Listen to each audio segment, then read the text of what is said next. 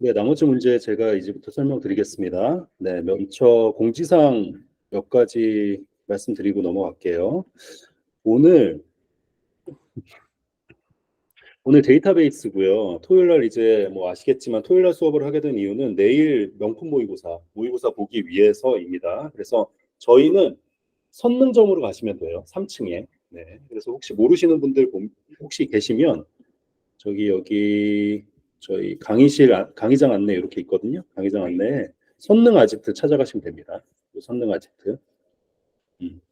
그래서 내일 9시부터 시험을 보니까 늦지 않게 가셔가지고 시험 보시면 좋을 것 같고, 모의고사를 보고 나시면 이렇게 저희한테 언제죠? 저녁 한 9시, 10시 정도 되면 멘토들한테 성적이 다 넘어와요. 네. 그래서 그때부터 저는 또 막 분석을 막 하기 시작하고요. 네. 동기수 때에서 혹은 아니면 다른 반에 비해서 우리 반이 어떤지 먼저 보고, 그리고 개별적으로 이전 성적 대비해서 올랐는지, 네. 태우님이 지금 막 웃고 계시는데, 네, 그렇게 하고 있습니다. 그래서 뭐 이렇게 검사하니까 열심히 해라 약간 이런 측면은 아니고, 제가 모의고사를 봐야 되는 이유를 몇 가지 좀 소개를 좀 드렸잖아요. 본인의 지금 현황을 좀 정확하게 판단을 하셔야 저희가 그 다음에 멘토들이 멘토링을 할 때도 솔루션을 제시를 할 수가 있거든요. 4교시를 또 특히나 한 번도 보신 적이 없으시기 때문에, 네, 도도새 분들은. 네, 그래서 조금 신청하셔서 네, 그냥 편하게 보시면 좋을 것 같아요. 편하게 보시고 그 성적에 맞춰서 나머지 플랜들을 또 단계별로 짜드리도록 하겠습니다. 네. 음, 그래서 아이고. 네. 그래서 시험을 보고 오시면 다음 주에는 이제 네트워크 시험인데요. 다음 주에는 시험 끝나고 나서 원어원 멘토링 할 때 이 모의고사 본 결과를 가지고 이제 멘토들이랑 리뷰를 하게 됩니다. 물론 어쩔 수 없이 참가 못하신 분들은 그때 이제 다른 걸 가지고 멘토링 하게 될 거고, 저희가 모의고사라고 뭐 하지만 몇 번 안 남았어요. 모의고사도. 네. 모의고사도 이제 몇 번 안 남았기 때문에 이 두 번이 답니다. 그리고 외부에서 오신 분들, 다른 학원에서 오신 분들한테 얘기 좀 들어보니까 이렇게 세 번까지 보는 케이스가 저희 학원 말고는 없더라고요. 네, 그래서 이게 굉장히 중요한 소중한 기회다. 네, 이거를 노는 날이 아니라 네, 소중한 기회다라고 생각을 해주시면 좋을 것 같습니다. 네, 그래서 놓치지 않고 우린 내년엔 무조건 합격해야 되기 때문에 네, 그렇게 해주시면 좋을 것 같습니다.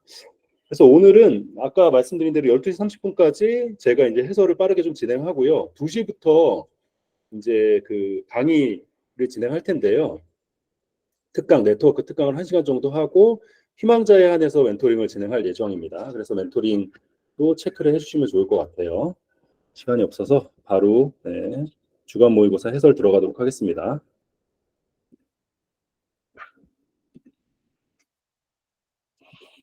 자, 저희가 출제 기준을 항상 이렇게 올려놓잖아요. 이게 이유가 있어요. 이 출제 기준에서 사실 이 밖에 내는 데 있어서는 출제자들도 굉장히 위험이다. 네. 그래서 안정적으로 이 안에서 내야지만 사실은 출제자들도 어, 책임을 회피할 수 있다. 네. 그런 측면에서 봐주시면 좋을 것 같고, 오늘 멘토님들이 그 멘토님들이 내신 게 다 요 안에 다 들어가 있어요. 네. 데이터 마이닝, 정형 데이터 마이닝, 제가 2교시 1번을 출제한 것처럼 아예 넣어놨잖아요. 이렇게 정형, 비정형. 네. 그리고 분산 파일 처리, 저희 모델링 할 때 설계부터 시작해서 하는 거 있잖아요. 네. 개념 설계, 그리고 개론물이죠. 논리 설계 이렇게 가는 부. 이 모델링 그쪽이거든요. 네. 그리고 품질 관리 체계. 오늘 비정형 품질 관리 뭐 이거 2교시에 많이 나왔잖아요. 다 이유가 있는 겁니다. 그리고 빅데이터 왜 냈을까? 다 조기에 다 있기 때문에. 그래서 빅데이터 분석 기사 혹시 시험을 보거나 아니면 자격을 가지고 계신 분들은 아마 아실 거예요. 딱 그 목차거든요, 이게. 분석 기획, 탐색, 모델링, 그리고 결과 해석까지. 그래서 우리가 바로 직전에 시각화 나왔던 게 이 결과 해석 영역에 들어가는 애들입니다.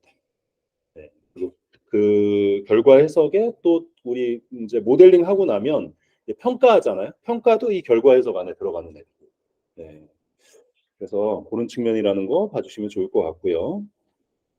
음, 네, 8번부터 설명하겠습니다. 빅데이터 전처리, 후처리. 전처리, 후처리. 전처리는 많이 들어봤는데 후처리는 뭘까? 라는 생각도 좀 혹시 하셨을지 모르겠는데 이렇게 구분하시면 좋을 것 같아요. 전처리는 데이터를 적재하는 과정에서 처리하는 거. 후처리는 분석하기 전에 처리하는 거. 네, 이렇게 좀 개념을 나눠주시면 좋을 것 같고요. 그래서 전처리 단계에서는 필터링과 데이터 유형을 변화하고 정제를 합니다. 우리가 알고 있는 결집값, 이상치, 뭐 자본 제거 이런 거는 정제 안에 들어가. 클렌징이라고 얘기하는 그 정제 안에 들어갑니다. 그래서 전처리 단계에서 데이터를 저장하는 단계에서 결집값 예를 들면 빠져 있는 결집값들이 뭐가 있지? 그럼 그 결집값을 뭐로 대체할 거야? 평균값으로 대체할 거야? 아니면 뭐 통계적인 기법을 적용할 거야? 뭐 이런 부분들이 이제 여기 나오는 거고요. 이상치, 저희가 이상치를 판별하기 위해서 퍼센타일이라고 그때 혹시 이제 기억하시는지 모르겠는데 4분위로 이렇게 나눠가지고 그 4분위 밖으로 나가는 그 값들을 찾아내기 위함이잖아요. 그래서 그런 퍼센타일을 이용한 이상치를 찾아내는 방법들, 네, 이런 것들 좀 봐주시면 좋을 것 같아요. 그리고 후처리 단계에서는 분석하기 전에 이제 좀 더 데이터를 네, 정제하는 과정이라고 생각해 주시면 좋을 것 같고요. 그래서 일관된 형식으로 변환한다. 네, 평화라, 뭐 집계, 일반화, 정규화도 여기 들어가네요. 네, 그래서 정규화, 일반화, 뭐 이런 애들이 이제 여기 들어가게 되고 통합, 네, 출처가 다른 데이터들을 하나로 결합해야죠. 당연히 통합해야지 그걸 가지고 분석하니까. 저희가 기본적으로 데이터가 쌓일 때는 그 오늘 시험에 나왔는지 거버넌스가 나왔군요. 오늘 데이터 레이크라고 하는데 그냥 막 쌓거든요. 막 쌓은 다음에 그거를 데이터 그죠?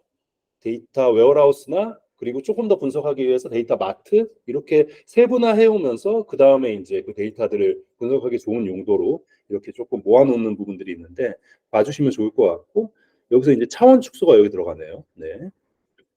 그래서 분석에 필요한 데이터를 축소해서 고유한 특성은 미손성되도록 함. 네, PCA 같은 게 대표적이죠. 네, 그래서 전처리, 네, 데이터를 적재하는 과정, 후처리, 데이터를 바로 분석하기 위해서 하는 과정들.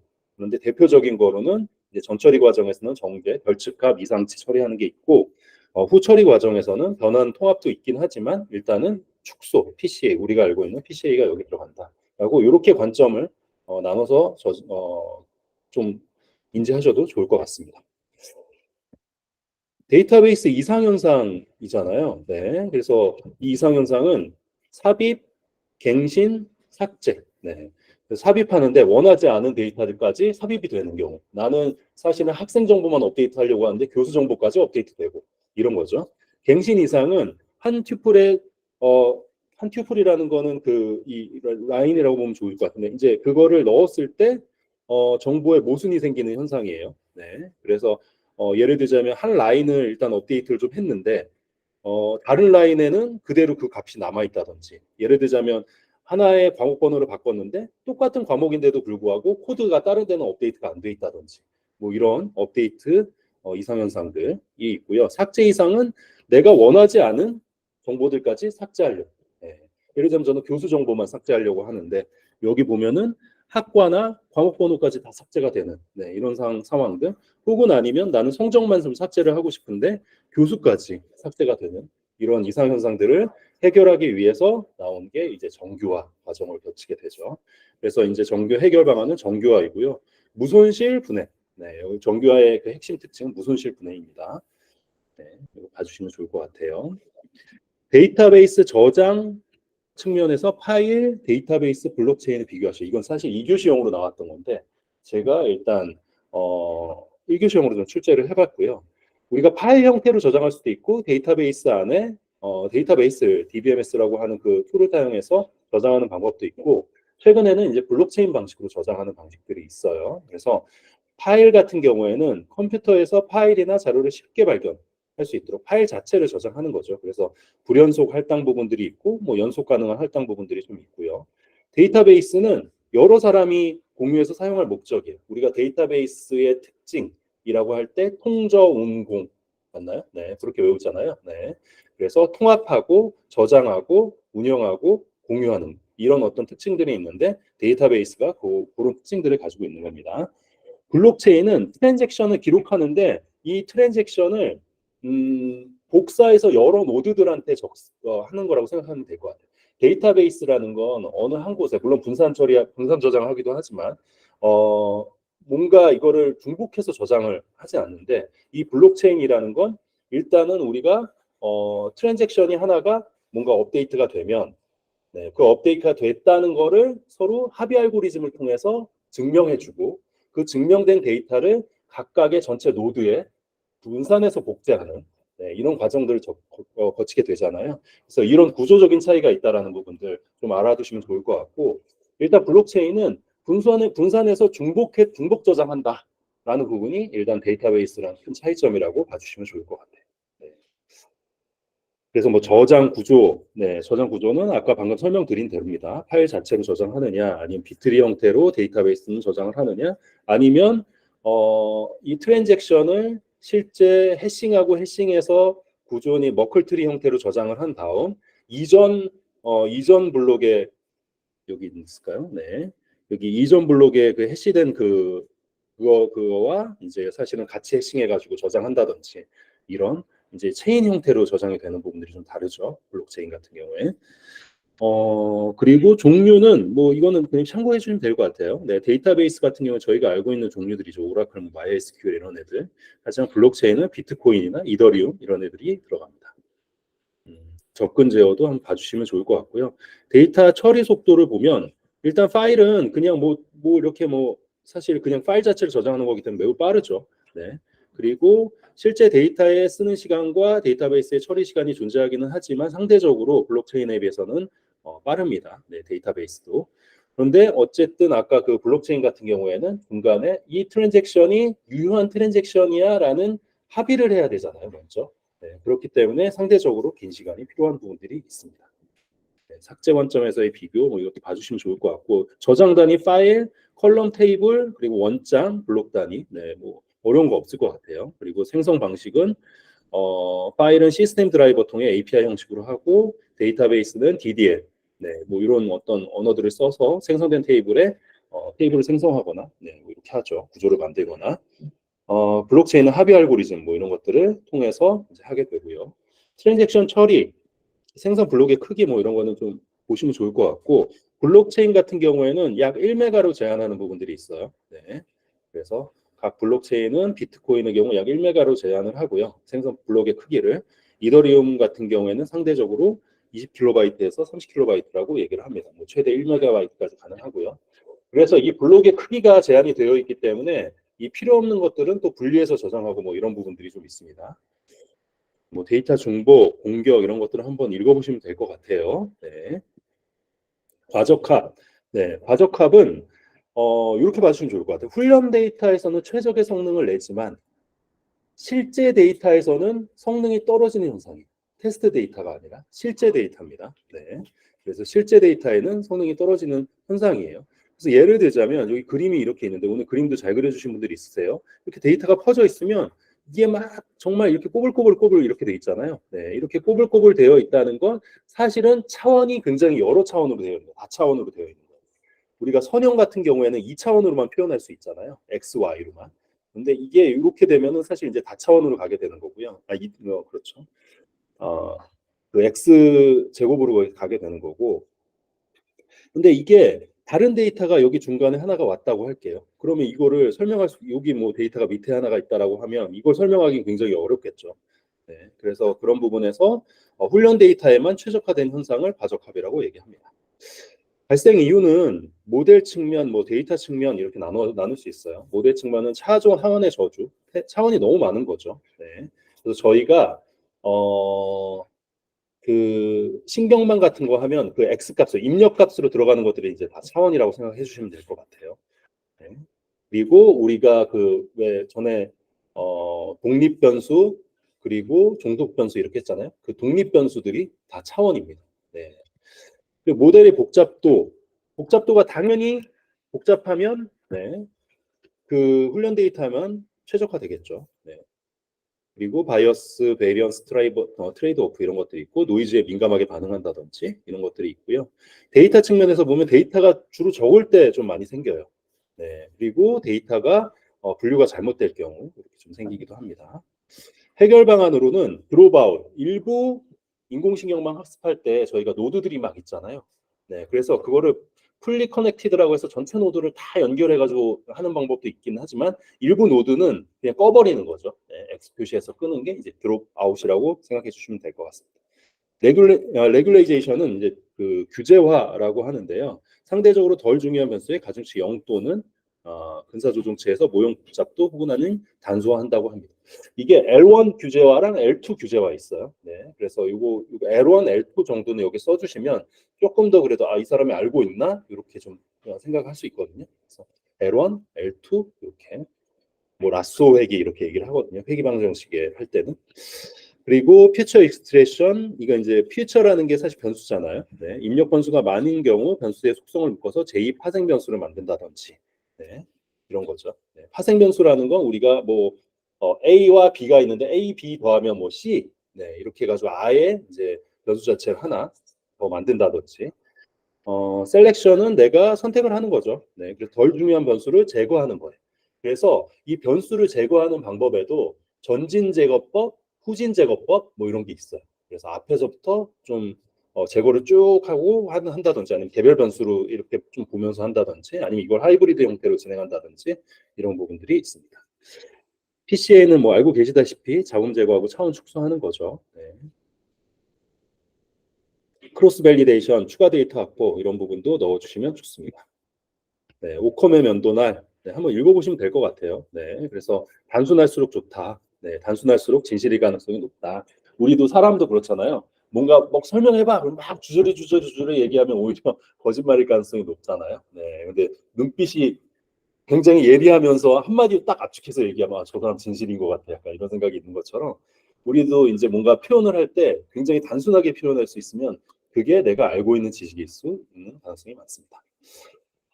정규와 역정규가 사실 기본이죠. 네, 그래서 연결해서 쓰실 수 있는지를 좀 본 거고요. 이상현상을 무손실 분해한 게 정규하고 성능 문제가 발생하니까 마찬가지로 역정규화 시키죠.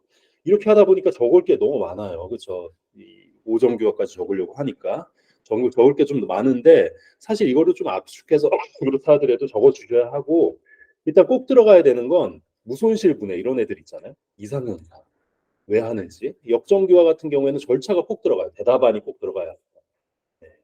대상을 식별하고 다른 방법을 보고 그리고 정규화, 반정규화 기법 실행을 하는 이 절차가 꼭 들어가야 돼요. 개념, 절차, 네, 기법 이 세 가지는 그래도 꼭 들어가야 이 문제가 완성이 됩니다. 왜 그러냐면 대부분 다 부부이교다 좀 쓰잖아요. 네. 그래서 요런 문제들 같은 경우에 아예 내가 적을 게 없으면 모르겠지만 방어형으로 들어가야겠지만 사실 점수 얻기가 굉장히 어려운 문제가 이런 거. 네. 적을 것 많은데 차별화하기는 어렵고 그래서 오히려 고득점 있으신 분들은 이런 문제는 그냥 걸러요. 네. 네. 쓸 게 없는데 어떻게 하나요? 써야죠 그러면. 네. 그래서 1, 2, 3, 4, 5 정규화까지가 있어요. 그래서 원자값이 아닌 도메인을 분해하고 그 이정규화부터는 이제 부분함수냐 이행함수냐 뭐 이런 애들이 있잖아요. 근데 이정규화부터는 주식별자, 그러니까 저희가 프라이머리 키라고 얘기하는데 그 식별자의 종속적이지 않은 애들은 삭제하는 거예요. 네. 주민등록번호가 있는데 주민등록번호랑 상관없는 뭐 회사 이름이 들어갔다든지 이런 애들은 상관이 없잖아요. 주민등록번호랑. 그럴 때는 걔는 분리해줘야죠. 네. 그리고 속성의 종속적인 분리를 한다고 하면 이것도 분리를 해줘야죠. 네, 예를 들자면 주민등록번호 그러니까 회사 사원인데 그 안에 예를 들자면 회사 이름, 회사 코드 뭐 있는데 부서가 있다. 예를 들자면 네. 그래서 회사와 그 부서 사이에 종속성이 존재한다. 그러면 이걸 이행함수 종속이라고 하거든요. 이런 것도 또 분리를 해주고요. 뭐 그 외에도 이제 다정교와 오정교와는 같이 종속, 결합 종속 이렇게 얘기를 합니다. 대략 한 1에서 3정교화까지는 실제로 할 수 있으셔야 돼요. 정교화를. 네. 역정교화는 아까 말씀드린 것처럼 개념 나오고 절차 나오고 기법이 나와야 됩니다. 네. 그래서 대상을 조사하고 다른 방법. 왜 그러냐면 웬만하면 정교화까지 했는데 비정교화할 방법을 찾는데 이상하잖아요. 다른 방법을 먼저 찾으시고 그 다음에 역정교화를 적용하시는 거예요. 역정교화를 적용하는 그 기법에는 크게 이제 테이블 단위로 할 거냐, 속성 단위로 할 거냐, 아니면 관계 단위로 이걸 쪼갤 거냐, 통합할 거냐에 대한 부분인 거죠. 그래서 테이블 테이블 역정교환은 저는 병분출하고 외웠는데 테이블을 병합하든지 테이블을 분할하든지 아니면 테이블을 추가하든지 네, 이런 부분들이 있고요. 컬럼 역정교화도 마찬가지로 중복, 파생, 뭐 이력 테이블 컬럼 추가 이런 것들이 있습니다. 비교는 뭐 한번 읽어보시면 될 것 같고 성능이냐 아니면 뭐 이런 부분이죠. 정교화는 아까 말씀드린 것처럼 이상 현상을 해결하기 위함이고요. 트랜잭션의 특징 이런 게 진짜 쓰기 어려워요. 사실 저는 ACID밖에 모르잖아요. 네. 그런데 이거를 쓰려면 진짜 차별화해서 써야 합니다. 네. 그래서 오늘 6점이 의외로 아마 없으실 거예요. 네. 원자성 적고 개념도 적고 설명 정도 적으면 한 5.7? 네. 설명이 맞았다는 가정하에 거기에 이제 그 요런 어떤 상태 전이도 이런 거 그려주시면 이제 한 5.8 이렇게 드렸고요. 이게 이 트랜잭션의 특징을 보장하기 위한 이 구현 기법들이 있어. 이런 것까지 적어 주셔야 돼요, 옆에. 네, 그래서 우리는 항상 다음에 이게 문제가 나오게 되면요. 설명 옆에 혹은 아니면 이 특징 옆에라도 이 기능, 이 구현하기 위한 구현 기법들, 뭐 커밋, 롤백, 그리고 회복, 네, 이런 애들이 좀 들어가면 좋을 것 같습니다. 오로와 나싱이잖아요. 중간은 없는 거예요. 네, 그래서 회복 기법이 딱 그런 거잖아요. 중간에서 내가 실패했을 경우에 다시 다 롤백 해버리든지 아니면 재실행하든지 리도한다든지 언도한다든지 이런 애들이 들어가니까 그런 애들이 있어야 되고요. 일관된 상태가 있어야 되는 거는 이제 그 무결성 제한 조건이나 아니면 동시성 제어가 이제 여기에 들어가는 겁니다. 그래서 동시성 제어를 왜 하는 거야라고 하면 일관성을 유지하기 위해서야, 무결성을 유지하기 위해서야 이렇게 얘기를 해주시면 좋을 것 같아요. 뭐 격리성도 마찬가지입니다. 오늘 그 1교시 문제에 나온 아이솔레이션 레벨이 이 안에 들어가는 거죠. 그래서 격리성 해서 그림 그리고 설명 쓰고 구현 기법은 아이솔레이션 레벨로 해요. 그런데 레벨이 낮을 경우에는 이게 보장이 안 돼요. 뭐 이런 내용 정도까지 써줘야 이거 차별화돼서 6점을 간신히 받을 수 있다. 네. 라고 봐주시면 좋을 것 같아요. 저희가 131회 때도 기본 토픽 가지고 사실 막 승부가 막 갈렸잖아요. 네. 그런 것처럼 이런 기본 토픽일수록 진짜 더 깊숙이 써줘야 돼요. 네. 기본 토픽 공부하실 때는 좀 그런 측면을 감안해 주시면 좋을 것 같습니다. 영속성은 이제 네. 한번 이제 기록된 거는 이제 그 결과가 영속적으로 저장이 돼야 된다라는 거죠. 네, 이 트랜잭션이 마찬가지예요. 활동하고 부분 완료가 됐는데 여기서 실패할 경우에는 다시 이제 철회해야 되는 거죠. 네, 부분 완료라는 건 없어요. 네, 그래서 완료가 됐을 때는 커밋. 네, 이렇게 완료된 상태로만 꼭 유지하고 완료된 상태는 계속 유지가 돼야 되는 게 영속성이다. 이 부분도 봐주시면 좋을 것 같습니다. 아까 정형 데이터 마이닝, 비정형 데이터 마이닝, 아까 그 출제 그 기준에 있었잖아요. 내겠다고 아주 선언을 했잖아요. 네. 그래서 얘네는 꼭 알고 가셔야 돼요. 네. 자, 데이터 마이닝이랑 통계가 뭐가 다를까? 비슷비슷한데, 네. 통계적인 기법을 이제 사용해서 데이터 마이닝을 하죠. 보면은 이게 꼭 들어가요. 데이터 마이닝은. 데이터에서 의미 있는 패턴 발견이에요. 패턴이라는 얘기가 꼭 들어가요. 네. 그래서 의사결정에 활용하는 거예요. 네.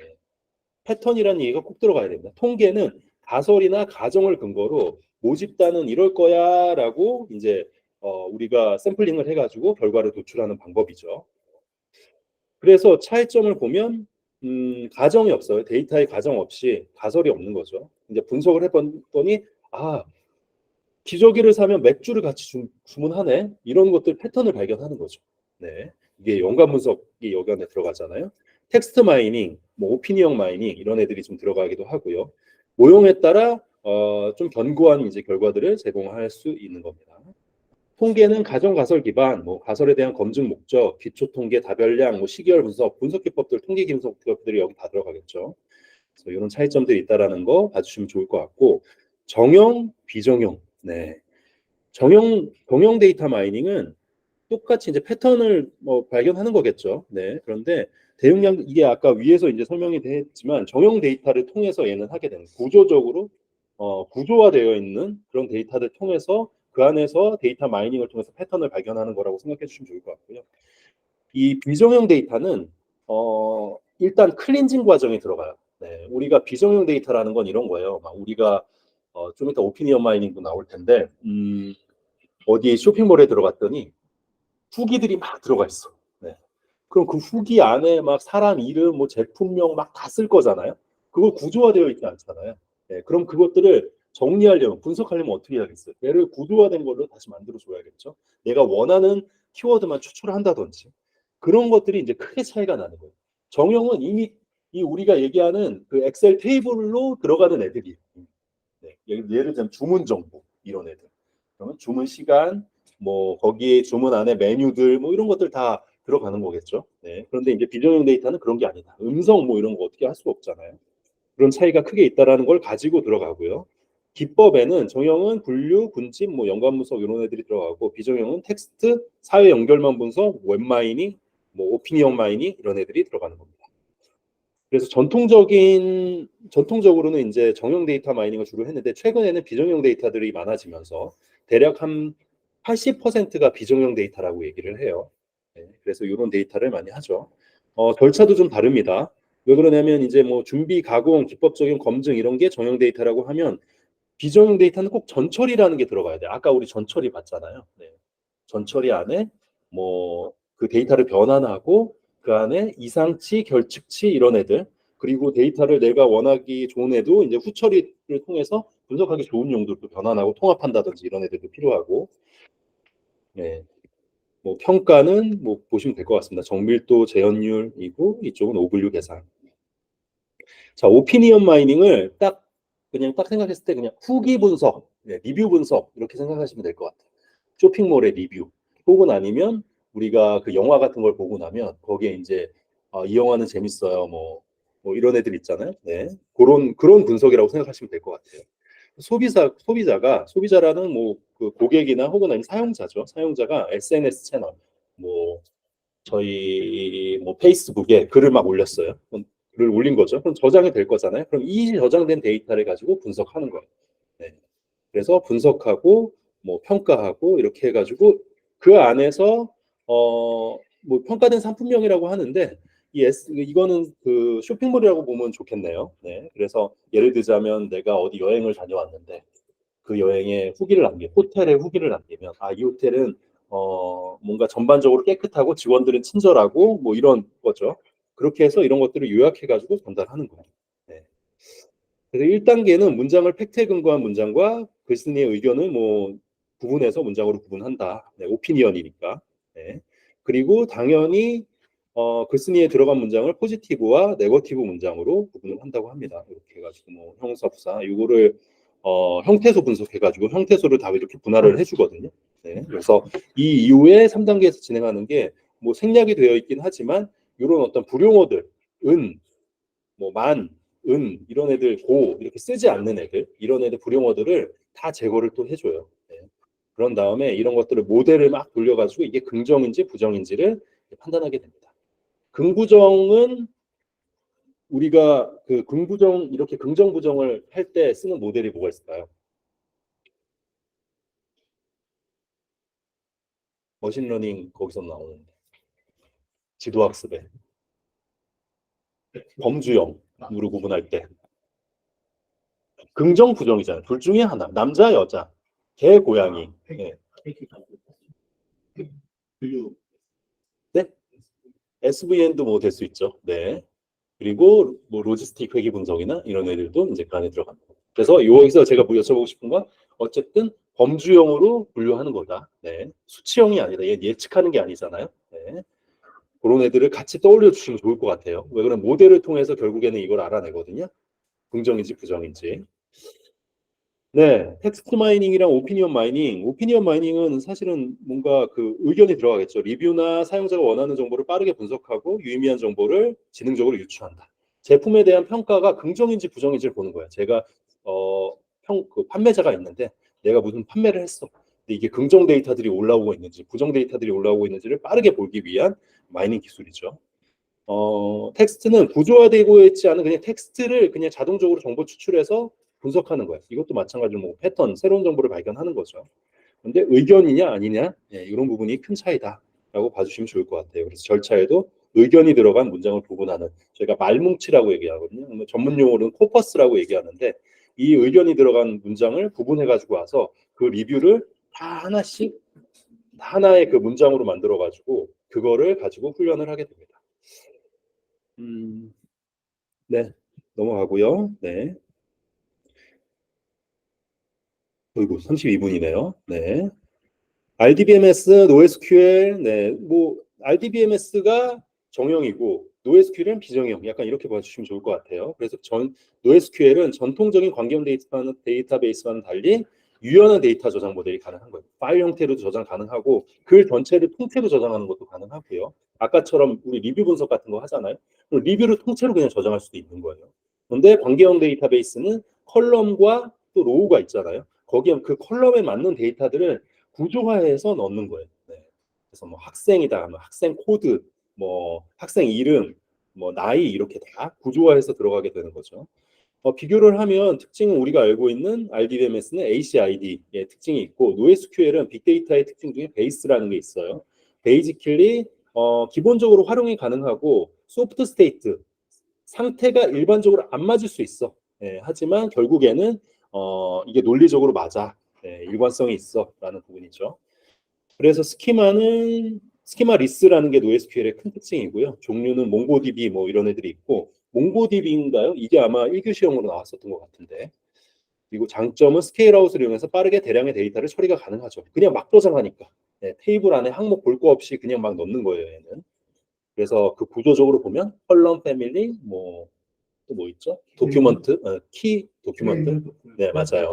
네, 그런 애들이 있죠. 네, 도큐먼트 문서 자체를 다 저장하는 거예요. 그래서 우리가 알고 있는 뭐 XML 문서라든지 이런 애들을 여기에 제이슨이라든지 이런 문서들을 통째로 저장할 수도 있는 겁니다. 그래서 캡이론이라는 게 있는데요. 이게 캡이 CAP를 캡이라고 하잖아요. 네, 그래서 결국에는 두 개밖에 NoSQL은 캡이론에서 결국엔 두 가지밖에 만족시킬 수 없다라는 거예요. 그래서 예를 들자면 CA를 만족하든지 PA를 만족하든지 CP를 만족하든지 뭐 이렇게 두 가지만 만족할 수밖에 없다라는 이론입니다. 네, 유형이 지금 여기 나오네요. 키밸류, 도큐먼트 스토어, 뭐 컬럼, 뭐 그래프 이렇게. 네, 그래서 사회관계성 분석, 뭐 친구 분석, 관계성 분석 그걸 할 때는 그래프를 많이 쓰겠죠. 이렇게 노드랑 이렇게 관계적인 부분을 보게 되니까. NoSQL은 기존의 안정적인 SQL 기반의 RDBMS 기술 기반 하에 NoSQL의 장점들을 추가한 거예요. 그러니까 약간 하이브리드라고 생각하시면 될 것 같아요. 지금 우리가. 그러니까 이게 글의 흐름을 보면 NoSQL과 지금 보면은 위에 RDMS나 NoSQL 두 개를 비교해서 물어봤잖아요. 이 각각을 알고 있는지, 그리고 유형을 알고 있는지, 그래서 마지막으로 이거를 하이브리드한 USQL을 알고 있는지를 하나의 글의 흐름으로 지금 규제를 하고 있는 겁니다. 그래서 유형으로는 뭐 이런 유형들이 인메모리 기반, MySQL 기반, 뭐 그런 것들이 있다고 하네요. 그래서 이런 것들 한번 읽어보시면 될 것 같아요. 네. 3단 3번은 품질 관리, 데이터 품질 관리인데 아까 그 위에 그 뭐죠? 그 출제 기준에도 있었잖아요. 품질 관리. 네, 비정형 데이터 품질 관리. 품질 관리 오늘 아까 그 6번인가 있었던 것 같은데 문제가 이 품질 관리는 오늘 이 두 문제로 그냥 딱 아예 셋업을 하시면 좋을 것 같아요. 딱 외워서. 여기 하나만 플러스 한다고 하면 그 품질 뭐죠? 그 저 인증 기준? 네. 네, DQC VMS 네, 이렇게 세 가지 알아두시면 좋을 것 같습니다. 그래서 품질 관리는 무조건 나온다, 무조건. 네. 그래서 사용자에게 유용한 가치를 뭐 제공하기 위해 품질 목표 설정하고 진단하고 개선하고 일련의 과정들 뭐 이렇게 쭉 나와 있는데 아까 이성수 멘토님 얘기해 주신 것처럼 PDCA예요. 네. Plan, Do, See, A, Action 하는 거죠. 그래서 이 단계를 계속 이제 도는 거고요. 구축 단계, 그러니까 계획을 먼저 하고 구축 단계 품질 관리하고 운영 단계 하고 또 활용 단계의 품질 관리들을 계속 반복하면서 하게 되는 겁니다. 네, 활동을 뭐 상세하면은 계획, 조직 인력, 관리 대상 선정, 진단 개선 계획, 뭐 표준화 방안 이런 것들이 이제 들어가고요. 구축에는 실제 하는 거죠. 데이터 표준화하고 일관성 확보하고 정합성 관리하고 이런 것들. 운영은 만들어진 데이터를 실제로 운영을 하는 거예요. 그래서 기업 내에서는 이미 만들어진 걸 데이터베이스를 가지고 운영을 하고 있잖아요. 그래서 데이터 품질 진단 및 개선 우리가 잘하고 있나 과연 산출물을 점검하고 이해관계자 통제하고 뭐 최신성 확보하고 이해관계자 통제한다든지 이런 것들이 있고 활용은 품질 오류 신고 접수 및 처리 뭐 오류 조치 결과 통보 뭐 이런 애들이 들어간다고 합니다. 성과 평가도 좀 봐주시면 좋을 것 같고요. 이게 품질 진단 3단계 대상 정의, 진단 실시, 진단 결과 분석 세 가지잖아요. 아까 비정형 데이터도 찾아보시면 아시겠지만 이렇게 돼 있어요 지금. 네, 똑같아. 네. 그래서 여기서 품질 진단 실시인데 비정형 데이터는 그 안에 전처리하고 막 이런 것들이 클린징하고 이런 애들만 좀 달라지는 거예요. 네. 네, 진단 대상 정의는 뭘 할 거냐 그래서 수요 조사하고 현황 분석하고 추진 계획 수립하고 뭐 어렵지 않죠. 진단 실시는 정말 괜찮은지 보는 거예요. 품질을. 네. 준비하고 수행하고요. 결과 분석은 그래서 오류 원인이 뭐였고 업무 영향도는 얼마나 커. 이 오류가 과연 우리 업무에 얼마나 영향이 있지? 그래서 이거를 우리가 개선하자. 개선 기회를 도출하는 것까지 나와 있습니다. 네. 품질 개선 3단계, 그리고 얘는 품질 진단 3단계예요. 진단. 이미 만들어진 걸 가지고 하는 거죠. 그리고 품질 개선 3단계는 개선 계획을 수립하고 찾았어요. 개선 기회 도출까지가 된 거예요. 네, 그런 다음에 개선을 수행하고 품질을 통제하는 겁니다. 제일 개선된 상태로 잘 유지하도록 통제하는 거죠. 그래서 개선 계획은 방향을 정의하고 추진 계획 수립하고 개선 수행은 개선 준비하고 개선 수행하는 겁니다. 통제는 결과를 평가하고 목표 관리하고 이 선까지는 꼭 돼야 돼. 혹은 아니면 통제를 실시하게 되는 부분들이 있고 여기 통제하는 항목이나 개선해야 되는 품질 항목들 안 나왔잖아요. 예, 그게 다 VMS에 다 있다. 네. V가 뭐죠? 업무, 도메인, 네, 도메인이 한 번. 그렇죠. 네. 업무, 도메인, 업무 이렇게 있고 그리고 VM 매니지먼트 관리의 영역이잖아요. 정인류, 접촉부 이렇게 어떤 거 같은데 정확성, 네, 일관성 이런 애들, 네, 네 그런 애들이 있고 S는 이제 보안이잖아요. CQ의 이제 그 약자인데 보안이잖아요. 거기에 네, 저밤 착취, 접근성, 암호화, 작업계 작업 결제 아닌가요? 작업 결제, 네, 취약점 분석, 네 이렇게 지금은 우리가 이 병용 데이터, 비정용 데이터를 어떻게 품질 관리를 할 거야 절차적인 관점에서 본 거예요. 진단과 그리고 개선 관점에서 각각의 절차들이 있었잖아요. 그래서 진단은 대상을 정의하고 뭐 이런 애들도 있었던 것처럼 마찬가지로. 그럼 이 과정에서 실제적으로 어떤 항목들을 다 체크할 거야라고 보는 게 우리가 방금 본 DQC, VMS가 거기 들어가는 겁니다. 네, 오늘 프리는 여기까지 하고요. 오후는 자율이에요. 그래서 오후 뭐 정상적으로 다 하게 되는데 오후 2시부터 네트워크 핵심 강의 할 거고요. 그래서 참여하실 분들은 2시까지 식사하고 오셔서 2시까지 지금 동일합니다. 이 링크는. 그래서 참여하셔가지고 강의 들으시면 되고요. 내가 멘토링을 또 추가로 멘토링까지 받겠다 하시는 분들은 그 이후에 이제 멘토링 순서가 정해지면 멘토링까지 받으시면 됩니다. 네. 오늘 채점한 결과는 제가 폴더에 올린 다음에 말씀을 한번 좀 드릴게요. 오늘 오후에 뭐 수업도 안 듣고 네, 멘토링도 안 하시는 분들 노는 시간이 아닙니다. 네. 모의고사 하라고 해드리는 거예요. 개별 시간을. 네. 아 이제 끝났다. 뭐 좋아하는 거 지금 다 보이는데 네. 그러시는 게 아니라 일단 네, 공부하는 시간이다라고 봐주시면 좋을 것 같아요. 네, 그럼 식사 맛있게 하시고 오후에 뵙겠습니다. 네, 고생하셨습니다. 네. 2시까지 오시면 돼요. 네.